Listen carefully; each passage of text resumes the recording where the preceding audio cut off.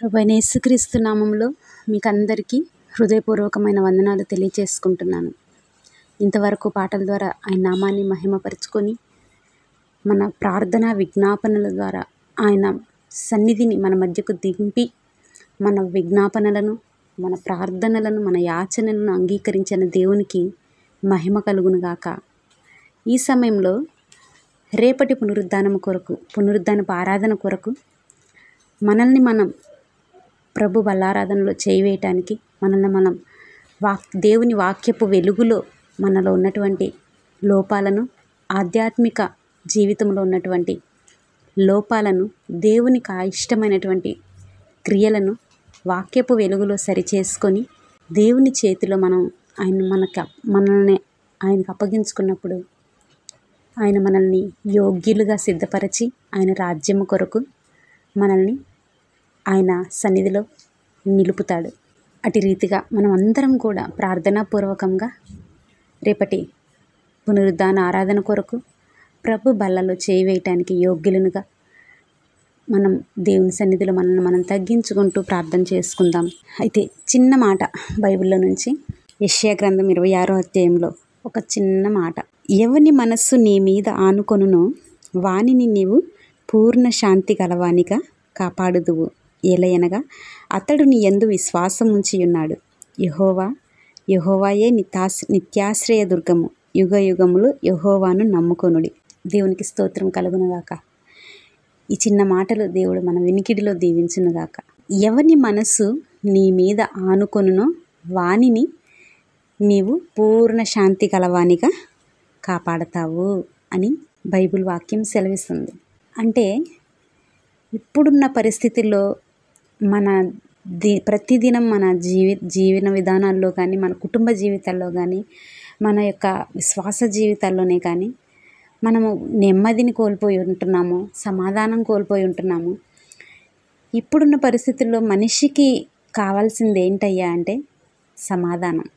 ఏం చేసినా సమాధానం లేని బ్రతుకులు, ఎంత ఉన్నా నెమ్మది లేని జీవితాలు, ఎటు వెళ్ళినా తృప్తి లేని బ్రతుకులు. ఎక్కడ ఉంటుంది ఈ తృప్తి, ఈ సమాధానం, ఈ నెమ్మది, ఈ సంతోషం ఎక్కడ ఉంటుంది అంటే ఆయన అంటున్నాడు కదా, ఆయన మీద మనం పూర్ణముగా ఆనుకున్నప్పుడు, ఆయన మీద మనం పూర్తిగా ఆయనను హత్తుకున్నప్పుడు, పూర్తిగా మనము ఆయనకు అప్పగించుకొని, అయ్యా నేను నీ చేతిలో నిరుత్తరుడిని మాత్రమే నన్ను నీ చేతికి అప్పగించుకుంటున్నా, నేను నీ చేతిలో ఉన్నాను అని మనల్ని మనం ఆయనకు అప్పగించుకున్నప్పుడు మనల్ని ఏం చేస్తాడంట? ఆయన పూర్ణ శాంతి గలవానిగా నింపి కాపాడతాడంట. ఈ శాంతి, ఈ నెమ్మది, ఈ సమాధానం, ఈ తృప్తి ఎక్కడ వస్తాయా అంటే దేవునిలో వచ్చే సమాధానం, దేవుని నుండి వచ్చే నెమ్మది, దేవుని నుంచి పొందుకునే తృప్తి, ఆ ఆత్మ సంతృప్తి భూమి మీద నువ్వు మరెక్కడికి వెళ్ళినా నీకు దొరకదు. నువ్వెన్ని కోట్లు ఉన్నా నీకు ఆ తృప్తి కలగదు, ఆ నెమ్మది ఉండదు. నీకు ఎంతమంది నీ చుట్టూ చేరి నిన్ను ఆహా ఓహో అని నిన్ను నవ్వించి, తవ్వించి, కవ్వించి, ఉబ్బించి చేసినా ఆ కాసేపే మరలా నీ లోపల నువ్వు పడుతున్న ఆ క్షోభ, మనుషుల ముందు నువ్వు నవ్వుతున్నట్టు నటించటమే అది. కానీ లోపల నీకు అగ్ని పర్వతాల్లాగా నీ బాధలు బద్దలవుతూనే ఉంటాయి కదా. మనుషుల ముందు మనం నవ్వుని పూసుకోవటమే ముఖం మీద.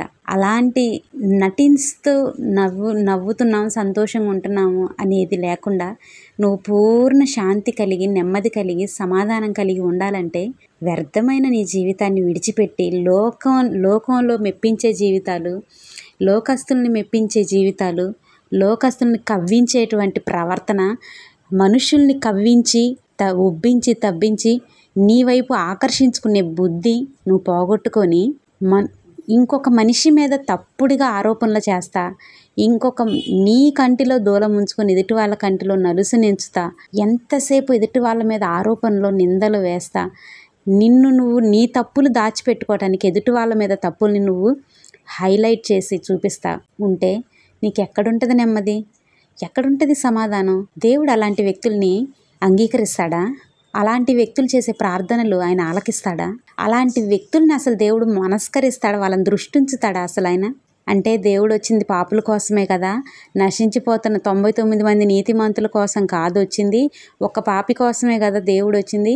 మరి దేవుడు అలాంటి వాళ్ళని దృష్టించలే అంటే, నువ్వు దేవుణ్ణి ఎరిగి నువ్వు అలాంటి వక్రమైన జీవితం జీవిస్తే, వక్ర బుద్ధి కలిగి నువ్వు ఉంటే దేవుణ్ణి ఏమాత్రం దృష్టించడు, క్షమించడు. ఒకసారి ఇది దేవునిలోకి వచ్చిన తర్వాత, ఒకసారి దేవునిలో ఈ విషయంలో నువ్వు పర్ఫెక్ట్గా ఉండాలి, ఈ విషయంలో దేవునికి ఇది ఆయాస్కరమైన క్రియ, దేవునికి ఇది అయిష్టమైన కార్యం, ఇది నేను చేయకూడదు, ఈ మాట మాట్లాడకూడదు, ఈ విధంగా నేను ప్రవర్తించకూడదు అని ఒకసారి నువ్వు వినిన తర్వాత, తెలుసుకున్న తర్వాత మరలా నువ్వు అదే చేసావంటే దేవుని కోపాన్ని మనం కొని తెచ్చుకోవటమే, దేవుని ఉగ్రతకి మనల్ని మనం అప్పగించుకోవటమే. ఒక మనిషికి ఆఫ్టర్ ఆల్ ఇప్పుడు నాకు కోపం వస్తే, ఈ కోపం నేను వ్యక్తపరిచేలోపు నా ప్రాణం పోవచ్చు. ఎందుకంటే మనిషి జీవితం ఎలాంటిదంట, నీటి బుడగ వంటిది. నీటి మీద బుడగ ఎంతసేపు ఉంటుందండి? ఉంచుతారా? కాలాల పాటు ఉంచుతారా నీటి మీద బుడగని? అది ఇలా చూసి అలా చూసేలోపు టప్ అని పగిలిపోతుంది, అది మాయమైపోతుంది ఆ బుడగ. అలాంటి బ్రతుకున్న మనమే కోపం వస్తే ఎదుటి వ్యక్తి ఆ కోపాన్ని తాళలేరు.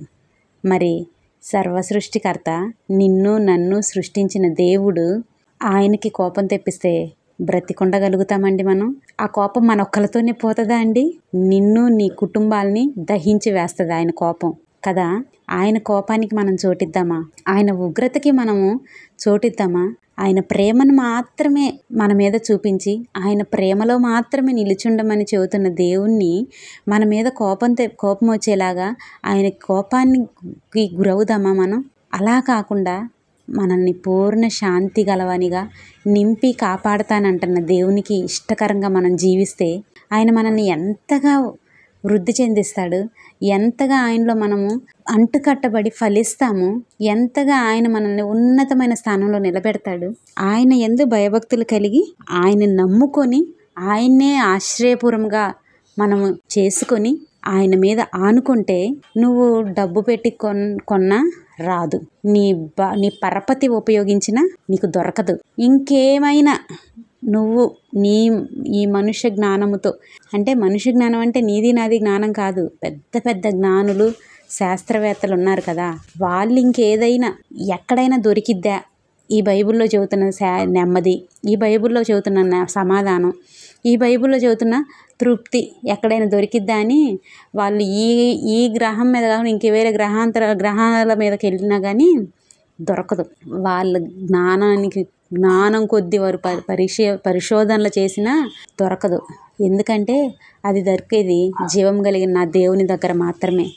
ఆయన మాత్రమే నీకు నెమ్మది ఇవ్వగలడు, ఆయన మాత్రమే నీకు సమాధానం ఇవ్వగలడు. ఎప్పుడు అంటే నువ్వు మంచి బుద్ధి కలిగి స్వబుద్ధిని ఆధారం చేసుకొని ఆయన మీద నువ్వు పూర్తిగా ఆనుకున్నప్పుడు, ఆయన నీ సొంత రక్షకునిగా అంగీకరించి నువ్వు ఆయనతో నువ్వు హత్తుకొని జీవించినప్పుడు ఆయన ఇచ్చే నెమ్మది, ఆయన ఇచ్చే సమాధానం, ఆయన ఇచ్చేటువంటి ఆత్మలో కలిగే సంతృప్తి అది వేరు, నీకెక్కడ దొరకదు అది. గత వారంలో కూడా మనం ఇదే మాట్లాడుకున్నాం. నాకు ఎందుకయ్యా నెమ్మది లేదు, అన్నీ ఉన్నాయి, నెమ్మది లేదు, అన్నీ ఉన్నాయి, సమాధానం లేదు, అన్నీ ఉన్నాయి, ఏదో తెలియని అసంతృప్తి, ఏదో తెలియని లోటు నన్ను వెంటాడుతుంది. ఏంటయ్యా అంటే ఆయన ఇచ్చే సమాధానం లేదంట. ఆయన దేవుడిచ్చే సమాధానము లేక ఎన్ని ఉన్నా ఏమీ లేని పిచ్చోనిలాగా అయిపోతున్నా నేను ఒకసారి. ఎందుకంటే దేవుడిని ఎరగని వాళ్ళు జీవించటం లేదా ఏంటి వీళ్ళు చెప్తారు అని అనుకుంటారేమో, కానీ దేవుణ్ణి ఎరగని వాళ్ళకు ఉండాల్సిన తీర్పు ఉంటుంది. ఒకసారి నువ్వు దేవుడిని రుచి చూచిన తర్వాత నువ్వు మరలా ఆయన్ని కాదని నువ్వు వెళ్ళి ఎక్కడ బ్రతకలేవు. ఒకసారి నువ్వు దేవుని సన్నిధికి వచ్చి దేవుని నుంచి నువ్వు ఏదైనా ఆశీర్వాదం పొందుకొని ఆయన నీ జీవితాల్లో నీ కుటుంబంలో ఏదో ఒక ఆశ్చర్యకార్యం చేసే ఉంటాడు. అవి నువ్వు ఒకసారి అనుభవించిన తర్వాత మరలా కాదని దేవుణ్ణి దుఃఖపెట్టి వెళ్ళావా, నువ్వు భూమి మీద ఎక్కడున్నా కానీ నీ ముక్కు పిండి తీసుకొచ్చి అక్కడ వేస్తాడు. ఒక మనిషి ద్వారా మనం సహాయం పొందిన తర్వాత ఆ మనిషికి కనపడకుండా తిరిగితే ఆ మనిషి వదులుతారండి మనల్ని? భూమి మీద ఎక్కడైనా కనపడితే ఎక్కడున్నా కానీ నీ ముక్కు పిండి వసూలు చేస్తారా అంటారు చూడండి. అలాంటిది దేవునికి నీ ఆస్తి అంతస్తులు ఇంకోటో ఏది అవసరం లేదు. నీ ఆత్మ నశించిపోకుండా నువ్వు మాత్రమే కావాలి ఆయనకి. నీ వెనుకున్న ఎవడికి కావాలి ఆయనకి ఎందుకు? నువ్వు కావాలి ఆయనకి. నీకెంత ఉంటే ఏం చేసుకుంటావు? నీ ప్రాణం పోతే ఏం చేసుకుంటావు? అదంతా దేవునికి కావాల్సింది నీ వెనకున్న నీ పేరు ప్రఖ్యాతులు, నీ పరపతులు, ఇంకేదో ఈ లోకంలో చెప్పుకునేటువంటి పనికి మాలినతనమో డబ్బో ఇంకోటికి దేవుడికి అవసరమే లేదు. దేవునికి కావాల్సింది నువ్వు నశించిపోకుండా ఆయన ఇచ్చినటువంటి ఆ జీవాత్మ తిరిగి ఆయన యొద్దకి చేరాలి. ఆయన రొమ్మున ఆనుకొని కూర్చోవాలి. నిత్యము ఆయన పరిశుద్ధుడని ఆయన్ని నువ్వు మహిమపరుస్తూ ఉంటే ఆయన నిన్ను చూసి సంతోషిస్తూ ఉంటాడు. అది దేవునికి నీ నుండి కావాల్సింది. ఇది ఎవ్వరు గ్రహించరు. ఇది ఎవరికి పట్టదు. ఏ సేవకులు కూడా ఇది చెప్పరు. ఎందుకంటే దశంభాగాలు, కానుకలు, ప్రత్యేక కానుకలు ఆగిపోతాయి. దేవునికి కావాల్సింది ఇది చెప్పక కొంతమంది కూడా అనుకుంటారు, ఈ సేవకులకు కావాల్సింది మా డబ్బులు, ఇలా కావాల్సింది కానుకలు, దశంభాగాలు, వాటి కోసం వాళ్ళు వాక్యాన్ని ఎలా అయినా మలుస్తారు, వాక్యాన్ని వాళ్ళు ఎలాగైనా చెప్తారు అని చండాలంగా అనుకుంటారు. కానే కాదు. నీ డబ్బు ఎవరికి కావాలి? నువ్వు కాకపోతే ఇంకొక దిక్కు నుంచి దేవుడు పోషిస్తాడు. నువ్వే అనుకుంటున్నావా? కాదు. నీలాంటి వాళ్ళని ఇంకో 100 మందిని లేపగలడు ఆయన. నీలాంటి వాళ్ళని ఇంకొకళ్ళని నిలబెట్టినా కానీ ఆ ఒక్కల ద్వారా జీవితకాలం ఆయన ఘనంగా పోషించగలడు సేవకుల్ని. సేవకుల పోషణ కోసం, వాళ్ళ అవసరాల కోసం సేవ చేస్తున్నారు. వాళ్ళ అవసరాల కోసం, వాళ్ళ కుటుంబ పోషణ కోసం వాక్యాలని వాళ్ళకు అనుగుణంగా మలుచుకొని చెప్తున్నారు అనుకొని నువ్వు పొరబడి సేవకుల్ని నువ్వు తప్పుగా ఆలోచిస్తే, ఉన్నారు అలాంటి సేవకులు లేకపోలేదు. అలాంటి వాళ్ళని బట్టే యథార్థంగా సేవ చేస్తా, దేవుని మీద మాత్రమే ఆనుకొని ఇస్తే తింటాం, లేకపోతే దేవుని కోసమే బ్రతుకుతాం, దేవుని కోసమే జీవిస్తామని ప్రాణాలని సైతం, ఆరోగ్యాన్ని సైతం లెక్క చేయక దేవుని కోసం జీవిస్తున్న సేవకులకి మాత్రం నిత్యము పోరాటం తప్పటం లేదు. నిత్యము అడుగడుగున మాకు పరీక్షలు తప్పటం లేదు. అడుగడుగున మేము ఎంత కఠినమైనటువంటి మార్గాల్లో వెళ్తున్నామో అది దేవునికి తెలుసు. ఎందుకు అవసరమా? ఏ పని చేసుకోవచ్చు కదా. అవసరమా అంటే, నువ్వు చెబితే నేను రాలేదు ఈ సేవకి, నేను అనుకుంటే రాలేదు, ఆయన పిలిచాడు కాబట్టి వచ్చాను, ఆయన ఏర్పాట్లో ఉన్నాను కాబట్టి నిలబడ్డాను. నేను అనుకొని వెళ్ళిపోయి ఏదైనా పని చేసుకుంటే బ్రహ్మాండంగా 20,000 వస్తే సేవ బ్రతకలేమా? నేను బయట వెళ్ళి ఏదైనా పని చేసుకుంటే బ్రహ్మాండంగా బ్రతుకుతాము. కానీ పనికి మాలిన బుద్ధి కలిగిన కొంతమంది ఉన్నారు, దుర్మార్గులు. వాళ్ళు అనుకుంటారు ఈ సేవకులు పొట్టకూటి కోసం చేస్తారు, ఏదన్నా ఉద్యోగం చేసుకుని బ్రతకొచ్చుగా అని అంటే, నువ్వు ఉద్యోగం చేసుకుని బ్రతకొచ్చు, నువ్వు చెప్పేది ఏంటి నాకు తెలీదా? లేకపోతే ఇంక సేవకులకు తెలీదా ఉద్యోగాలు చేసుకుని బ్రతకాలని? అలాంటి భ్రష్టులైన సేవకులు ఉన్నారు, లేకపోలేదు. అలాంటి వాళ్ళని బట్టే యథార్థంగా ఉండే వాళ్ళకు కూడా అదే పేరు పడిపోతుంది.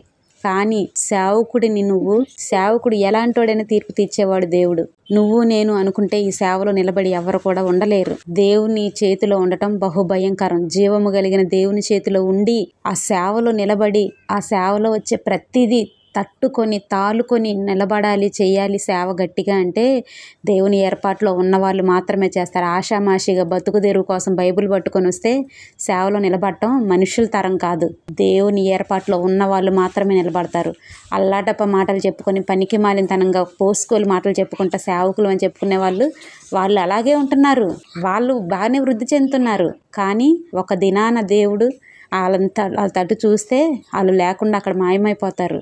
అది విశ్వాసులకే కానీ సేవకులకే కానీ వాక్యం వర్తిస్తుంది. కానీ ఎవరో ఒకరు అట్లా ఉన్నారని అందరు సేవకులను నువ్వు అలాగా అంచనా వేసి నీ దుర్మార్గపు బుద్ధికి తగ్గట్టు నువ్వు సేవకుల విషయంలో ఆలోచించావా, నీ కుటుంబం దేవుని ఉగ్రతకు గురవుతారు. జాగ్రత్త. సేవకులంటే నీకు అంత చులకన, అంత వెటకారం అయిపోయిందా? సేవకులు అడుక్కునే వాళ్ళు అయిపోయారా? లేకుంటే నువ్వు బ్రతికించకపోతే సేవకులు బ్రతికించే వాళ్ళు ఇంకొకరు లేరు అనుకున్నావు. నువ్వేంటి బ్రతికించేది? నువ్వు చేసే పని నువ్వు ఆశీర్వదించి నీకు ఒక పూట గడవాలంటే నా దేవుడు సెలవు ఇవ్వాలి. నా దేవుడు సెలవు ఇవ్వకుండా నీకు ఆరోగ్యం ఎక్కడి నుంచి వస్తుంది? నీకు పని ఎక్కడి నుండి వస్తుంది? ఆ పని చేస్తే నీకు డబ్బులు ఇవ్వాలని నీ యజమానికి ఎలా వస్తుంది? నువ్వే ఉద్యోగం చేయి, పొలంలో కూలి పని చేయి, ఏదైనా నీకు జరగాలంటే నా దేవుడు సెలవులేందే, నా దేవుని ఆజ్ఞలేందే, నా దేవుని కనుచూపులో నువ్వు లేందే నీకు పూట గడవదు. అలాంటి నువ్వేంటి పోషించేది? నేను పోషిస్తున్నా, నేను లేకపోతే గతి లేదు అన్నట్లు నువ్వేంటి అనుకునేది? నా దేవుడు సెలవు ఇవ్వాలి దేనికైనా సరే. దేవుని ఏర్పాట్లో ఉన్నాం కాబట్టే ఎలాంటి పరిస్థితులైనా తాలుకొని నిలబడి పరిచర్యలో కొనసాగుతూ ఉంటాము. దేవుని ఏర్పాట్లు లేకపోతే చిన్నవాటికే ఇట్లాగా చెలించిపోయి వెళ్ళిపోతాము. సేవ విడిచిపెట్టేసి అమ్మో మేము ఇది చేయలేములే, ఏదో అనుకొని వచ్చాం, బాగా బ్రతికేద్దాం అనుకొని వచ్చాం, వాళ్ళకి ఆటలేదు, వెళ్ళిపోదాంలేనని చెప్పేసి వెళ్ళిపోయి లోకంలో ఏదో ఒక రకంగా బ్రతకొచ్చు. కానీ దేవుని ఏర్పాట్లో ఉన్నవాళ్ళు నాగటి మీద చేయి పెట్టి వెనక్కి తిరగలేరు. కానీ దేవుని నుండి వచ్చే ప్రతిఫలము, ఆయన ఇచ్చేటువంటి నెమ్మది, ఆయన ఇచ్చే సమాధానం అది మనుషుల ఊహకు అందదు. నీకు అన్నీ ఉండి కూడా నీకు సమాధానం ఉండదు. అన్నీ ఉండి కూడా నువ్వు కడుపు నిండా తినలేవు. అన్నీ ఉండి కూడా నువ్వు కంటి నిండా నిద్రపోలేవు. అన్నీ ఉండి కూడా నీకు నెమ్మది ఉండదు, సంతృప్తి ఉండదు. నీ బిడ్డలను గురించి ఏడుపు, నీ భర్తను గురించి ఏడుపు, నీ భార్య గురించి ఏడుపు, నీ కుటుంబంలో శోధనలు. కానీ ఏమీ లేకపోయినా, పచ్చడి మెతుకులు ఆఖరికి లేకపోయినా, ఉన్న అన్నంలో నీళ్లు ఉప్పు వేసుకొని తిన్నా మేము సంతృప్తిగా బ్రతకగలము, సంతోషంగా బ్రతకగలం, నెమ్మది కలిగి జీవించగలం. ఎందుకంటే సర్వశక్తిమంతుడు, సర్వాధికారి మా పక్షాన ఉన్నాడు, మాతో ఉన్నాడు. మేము ఆయన బిడ్డలమే, ఆయన చేత ఎన్నిక చేయబడిన వాళ్ళం. మేము మీకు ఎంత ఉన్నా కానీ సేవకులంగా మా ప్రార్థనలు ఆయన దగ్గర ఉంటాయి. సేవకులను ఎప్పుడూ తక్కువ అంచనేయద్దు. దేవుని ఏర్పాట్లు లేకుండా ఏ సేవకులు నిలబడలేరు. సేవకులు నిలబడి సేవ చేస్తున్నారంటే నిజమైన సేవకులు గురించే నేను మాట్లాడుతున్నా. వాళ్ళకు వాళ్ళుగా సమర్పించుకొని వచ్చిన సేవకుల గురించి నేను మాట్లాడటం లేదు. నాకు సంబంధం లేదు అలాంటి సేవకుల గురించి. దేవుని ఏర్పాటులో ఉన్న సేవకుల గురించి మాత్రమే నేను మాట్లాడుతున్నా. అలాంటి సేవకుల్ని నువ్వెప్పుడు కూడా నీ మనసులో కించపరిచి మాట్లాడుకోకు. నీచంగా దిగజారి ఆలోచన చేయకు. నీలాంటి వాళ్ళని 100 మందిని లేపగలడు దేవుడు సేవకులను పోషించటానికి. నీ కళ్ళ ముందే అరే నేను లేకపోతే వీళ్ళకి లేదనుకున్నాను, ఎలా వీళ్ళు వచ్చారు అని అనుకునేలాగా, నీ దెమ్మ తిరిగిపోయేలాగా దేవుడు ఇచ్చి నిలబెట్టగలడు. సేవకుల్ని ఎంచటం, సేవను ఎంచటం ఇవన్నీ మానేసి ఆయన మీద ఆనుకొని జీవించండి. నీవు పూర్ణ శాంతి సమాధానం కలిగి కాపాడబడతావు. నీ కుటుంబం క్షేమంగా ఉంటుంది. సేవకుల ప్రార్థనలు, వాళ్ళ ఆశీస్సులు, వాళ్ళ బ్లెస్సింగ్స్ నీకుంటాయి నీ కుటుంబం మీద. సేవకుల్ని ఎంచటం మానేసేయండి. నా ఆత్మీయ జీవితంలో మీకు ఆయాసకరమైన ఏమున్నాయో వాటిని సరిచేసి నీ సన్నిధిలో నన్ను చక్కగా నిలబెట్టయ్యా. నీ మీద నేను పూర్ణ శాంతి కలిగి జీవించాలయ్యా. నేను నీ చేత కాపాడబడాలయ్యా అని ప్రార్థన చేసుకో. దేవుడు నిన్ను, నీ కుటుంబాన్ని కాపాడతాడు. దేవుని చేత కాపాడబడకపోతే నీ శక్తి సామర్థ్యాలు, నీ జ్ఞానము, నీ బలము, నీ ధనము, నీ పేరు ప్రఖ్యాతులు, నీ అనుకున్న బలగము ఏది నిన్ను కాపాడలేదు. దేవుని చేత నువ్వు కాపాడబడాలి. నేను నా బిడ్డలు ఒంటరిగా ఉంటాము. ఒక్కోసారి నైట్ టైము కొంచెం ఒక్కొక్క టైంలో చిన్న భయం వస్తుంది, బాధ వస్తుంది. ఒంటరి జీవితాలు, ఏ మనిషి తోడులేరు, ఏంటయ్యా అని ఒక్కోసారి బాధ వస్తుంది. కానీ వెంటనే నా దేవుడు పిచ్చిదానా నీకు నేనున్నానే అని ఆయన ఇచ్చే ఆదరణ, ఆయన ఇచ్చే ధైర్యం అది మాటల్లో చెప్పలేనిది. నిజంగా దేవుడు ఉన్నాడు అని అనటానికి నేను పలుమార్లు చెప్పాను. దేవుడు ఉన్నాడు. ఆయన నిజమైన దేవుడు ఎవరంటే నేను ప్రకటిస్తున్న నజరేయుడైన యేసయ్య మాత్రమే. నా జీవితం చూస్తేనే అర్థమైపోవాలి నిజంగా దేవుడు ఉన్నాడు అని. నాకంటూ ఎవ్వరు లేరు, ఎవరు ఆదరించే వాళ్ళు లేరు, ధైర్యపరిచే వాళ్ళు లేరు, సపోర్ట్ ఇచ్చేవాళ్ళు లేరు. నీకు మేమున్నాము, నీ పిల్లలకి మేమున్నామని వెనకొచ్చే వాళ్ళు ఎవ్వరు లేరు.